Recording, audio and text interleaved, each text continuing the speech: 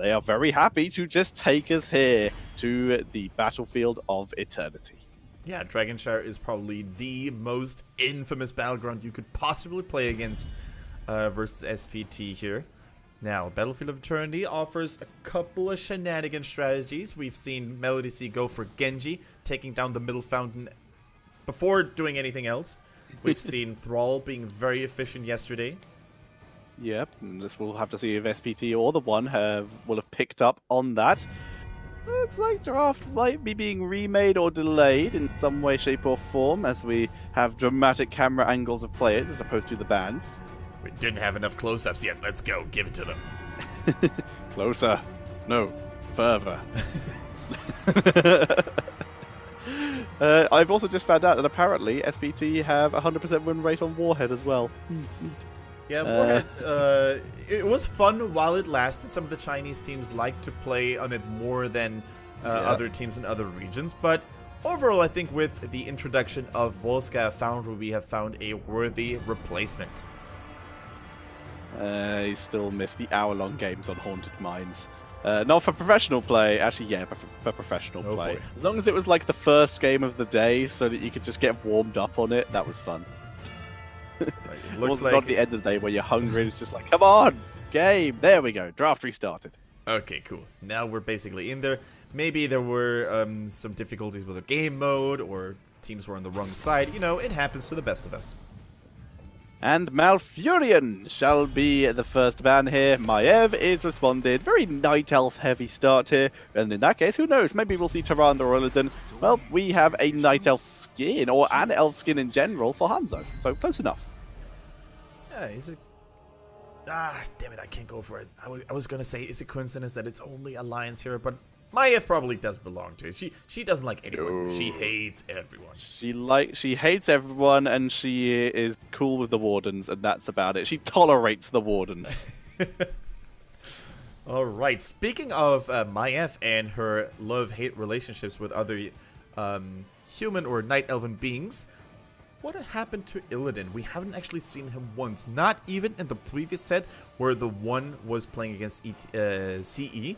And given the fact that we are talking about none other than Hugo here, it is a little bit surprising, isn't it? Yeah, he's fallen out of the meta so much, so we're missing the Illidan here. Who knows? If there was one time to bring it out and take the risk on a hero, I guess it would be against SPT on a map that they are so dominant on. You might as well take the risk when your chances are low. Exactly. So let's prepare for potential surprises coming in from TheOne. Greymane ETC already locked in. Misako most likely on the Mighty Cow. So, by the way, playing a really decent Tassadar there. I didn't really expect him to be that flexible, because that has been our biggest point of critique in the past, that he could only play two heroes, namely Turiel and sometimes Dehaka. But he has really stepped up his hero pool. Yeah, he was very good at those two heroes. But yes, that is true. Seeing him expand his hero pool like this is really good. And the fact is, between these two teams, SPT has a significantly better hero pool, with over the course of this season, TheOne having picked 30 heroes, and SPT over the course of this season picking 48. That is quite the difference, actually. It is very much the difference here, so as such, Super Perfect Team little bit more flexible in generals. Now, with the ability of Soap to play different things as well, they can adjust even further. Yeah, Cassia once again being locked in potentially as the hyper carry like it was in the previous set, or CE were basically going to town with a Tassadar double support Cassia and Zuyu filling in the role of tank because the protection was so good. Uther now being denied. I really don't hate banning away Uther for two major reasons. A, Genji could still be picked at some point, and if you don't want to play it yourself, you just ban it away. And making Cassia even harder to kill with the passive devotion armor from Uther could provide a little bit of an obstacle. Yeah, completely agreed. And of course, Divine Shielding onto Hanzo is always a good way of dealing with the standard go-to strategy that China used to run for Hanzo. It's sort of fallen out of favor now, but the strategy was Hanzo can't be value if he's dead, so let's commit everything to killing Hanzo. And that was usually done by Leap or Judgment combined with Hinterland Blast or similar such ability. Oh, Lieb brings back good memories to Fei Yi on that Sonya. Ooh, triple stuns all day.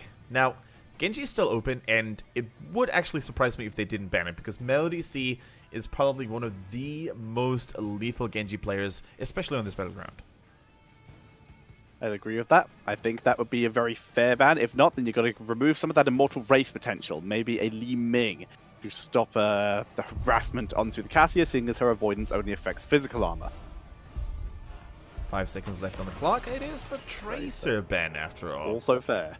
Also fair. That was completely acceptable here. Yeah, it's really cool to see that as well, because normally Cassia is picked into a Tracer, so normally you would expect that the one are not even that scared of facing her, but then you have heroes like Hanzo, as Tetra said, who are incredibly susceptible to those mobile, hyper-engaging assassins, and maybe they just don't want to take the risk, and they better feel safe right now than sorry later. Now what we end up having is SPT with lots of options. Do they want to go for poke onto the Immortal with, say, a Li Ming? Do they want to go with a little bit less poke but a bit more insta-kill potential with the Genji? Do they want to just maybe play single assassin and just hyper-empower the Greymane? They have options. Tacitor could be picked again if they want to continue the trend of the reinvented or reactivated double support style. Dukov and a Noob. They've left themselves flexible here, going for double tank, so they can now either empower the Greymane or can go for a final assassin or even specialist of their own if they wished. Speaking of specialists, I think you bring up a very good point here in HGC China and in the global meta in general right now. Heroes like Zagara, they have fallen in popularity so much. Even Azibo, for the short time he was constantly picked, especially after those huge spider buffs, he's no longer in the mix at all, and specialists remain a rarity, with the exception maybe of Abathur. And there is one specialist that is available here, and it depends on and SPT have played before. How confident are they feeling? Because if it is very, Sylvanas could be their pickup here. If they're feeling less confident, perhaps Ragnaros is more their speed, a bit more of the defensive style. Yeah, I mean, Ragnaros could work out if they want to go for another melee that is. Let's see, against Arthas, although I think that's a little risky. Yeah, basically going for a melee assassin, a pure melee assassin right now is very much not suggested or advised against Arthas. I'm really glad that we mentioned Hihi's Arthas performance yesterday, and immediately he's going to bring it back. Unfortunately, it is now going to be hard countered here. The Tychus, assuming that Tychus can stay out of range of Arthas, he will shred him, and that is the plan by SPT. No risks being taken at all, going for just a very solid draft here. Yeah, it wouldn't even surprise me if we saw a Draken Laser Drill build this time around by Tychus, simply due to the fact that he needs to be pumping out those minigun shots as much as possible, and the Odin traditionally doesn't really get that much value against Arthas because of his innate physical armor. Tyrael, of course, also providing so much extra protection to all those AoE damage shots of the Odin, so it wouldn't surprise me if we maybe saw a in the rhythm laser variant here of the Tychus build. Yeah, I'd kind of dig it. The laser could be it. If not, then Tychus, the Odin does give him at least some advantage against Arthas just by being able to outrange him significantly, and it is really good onto the Immortals. But if you Draken Laser Drill, it's also really good onto the Immortal if you'll give it some time. And almost full house here. Oh my god, the dream. Oh, I want ice cream. Watching the Heroes of the Storm HGC China Playoff Finals and enjoying some munchy ice cream. What would you get if you had the choice? Of ice cream? Of course. Of course. Chocolate. You can judge a person by the way, or no, I'm not going to say this. By the flavor of ice cream they go for? Is that what you're trying to go for? No, always chocolate. As we load into game number 2 of the Grand Finals on Battlefield. SPT on the left, Chen Zhao on Tychus, Merly C on Greymane, Misaka on ETC, Soap on Anubrag, and ZZH is playing the Stukov. Alright, and their opponents currently down already. It is the one with Hugo on Tyrael, Lucky plays the Hanzo, Meng on Cassia, Zado on Rhaegar, and Hihi plays Arthas like he did yesterday. So you're a chocolate type of guy. Yes, chocolate is the best flavor. How many scoops of chocolate could you have in one go? Probably 2 without feeling guilty. My personal record is 5 scoops of lemon. Nice. Like, mine's not so much a physical barrier, it is very much a mental barrier. As we see the top tower getting wrecked. Beetle value. And look at ETC. He's stopping the rotations on the minimap, being an absolute menace. Yeah. That was a very good observation Power, here, because otherwise TheOne, they could have made it in time. But with the ETC distraction shenanigans and the Beetles pushing in, it is 1 tower in favor of SPT already. Very nice move here. Really cool defense by Misaka, preventing the rotations. This is what we see a lot. Usually on his Muradin, but it's nice to see it on the ETC as well. Yeah. We will see a lot of Misaka just living in enemy territory. Speaking of enemy territory, Hugo tries to escape by going through it, and it works. Melody C shall be the first kill of the game. Hugo is so good at Heroes of the Storm, not only because he survived here, but because the way and how he did it. Throwing the Eldrin's Might in the exact opposite direction so that his enemies would actually get baited into jumping onto him, only into the cold and welcoming arms of Arthas. He's slowing everyone down, preventing them from escaping, and Hugo with a big flashy play, fooling SPT big time. Very nicely done indeed, and as such, like we said, first blood going over to TheOne. That evens up XP after the, well, almost evens up XP, actually gets them a little bit ahead after the tower kill by SPT earlier. Misaka, once again, moving just straight into the face of the enemy, feeling confidence in his own skills to get him out, which are usually wait a pretty minute. on point. No. Oh, Melody C didn't. Try to hold it. He's looking for Lucky, but the silence. They are trying to defend it. It's a 1-for-1 Rocky style, but down goes Tychus. Misaka in full retreat. Face spell not available. And down goes ETC. TheOne picking up kill after kill. SPT with a major boo-boo right there. They basically stepped away from the capture platform too soon. They could have easily taken that mercenary camp, but instead they had a little bit of chaos going their way this way. And we see what TheOne is best at, and that is team fighting. Early game brawls, strong engages, good target prioritization, and even SPT isn't completely safe against that onslaught. And TheOne learning from their very near loss against CE earlier by adjusting on the Cassia. What's the biggest issue? If Cassia gets blown up, how do you deal with that? Ring of the Leech won't help, so they're going to rely on Rhaegar to keep Cassia healed up, and Cassia has gone for Inner Light. Seriously going to help her sustain. It has increased the blinding light radius, which for starters is going to be great in those wide area team fights. And for second, it will shoot a blinding light out when she is stunned or rooted.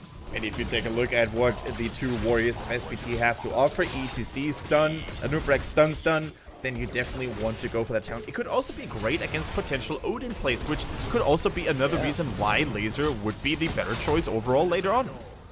Yeah, I'm starting to also believe in this Laser more and more now that that talent has come out. We shall see, as the Immortal phase is handily won by TheOne at the halfway point. But SPT, they're now on the map. They're on even talents. Not on even levels, though. Still almost a full level behind here. Good soak by TheOne. Yeah, Greyman is now going to have to work quite hard on the enemy Immortal here. Arthas getting hit by the AoE slam as well, but still in good condition. Zado trying to use his auto attacks there as well. And with combined effort, I think they're going to push back SPT because Greyman is still busy fighting against the enemy Immortal, while Anub'arak is fighting Tyrael in the top lane. Yeah, Greymane not able to race through, but he did burn down a lot of the shield, and that will be very helpful for SPT when it comes to defending this Immortal going into the bot lane.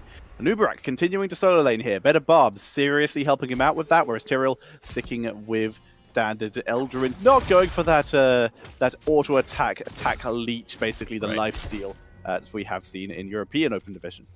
Now, what's still admirable, oh, never mind. They go for the aggression against Meng here. He was stunned. He was rooted, and he is dead. Meng goes down. Misaka gonna get caught by the boss stun. Soap will get punished for his slight overextension here. Not worth kill it. For a kill for 2 kills actually, with the Greymane down as well. And keep in mind that that was just a 4-man squad for the one. They basically turned a 5 versus 4 around, getting 2 kills while the Immortal was pushing on the base recklessly. In the meantime, Hugo getting all that sweet value in the top lane, soaking it up, and even putting some real pain onto that top fort as well. This could be the one snowballing ahead from now on, Tetcher. And if they do, they will be the one in something like 20 or something like that. I'm going to check the exact results, but they could be the one to take down SPT on their home turf on Battlefield. As we see the root going after ZZH here. Good face melt, try and help out. There's the blind fend onto Chen Zhao, and yet another kill. The silence, not enough to save him. Misaka drop low too. Root is dropped. Lucky over the fort. They kill the fort and pick up all the kills. Wait a minute, is this the same team we've been watching compared to game 1? Because the one is out of control. They're unleashed. This is looking like the game they played against Soa yesterday, where the exact same thing happened. He's Arthas is unstoppable. We have strong damage coming in from Meng and Lucky on that Hanzo. And once again, just like Soa, Tetcher, these Stukov just struggle so hard when it comes to keeping everyone alive and escaping Arthas' icy fangs. Yeah, he's really struggling as now level 10 is hit. It could get even worse here as the one begin to pick up those level 10s. Ball Lightning, Dragon Arrow, Ancestral Healing. Arthas, why must you tease us? Sanctification coming in for Tyrael. Oh, once again, Arthas, it's Army of the Dead, but he still likes to tease us just a little bit here. I think we're going to wait until we have a clear outcome on the next Immortal. The healthier the next Immortal is going to be for the one, if they end up getting it, I think the more likely a Syndragosa could be. I'm sure this is just baiting us, honestly, and baiting the Chinese casters. I'm so sure it's not going to be a Syndragosa, because the Army of the Dead is just so good. I believe in it. We'll see. Okay, here's Arrow. Uh-oh. Oh no, it hit Greymane. Hit Greymane. There's no one there, so take that, Greymane. Soap is going to stun up Zano, that will get him out, and Melody C sneaks a sneaky port.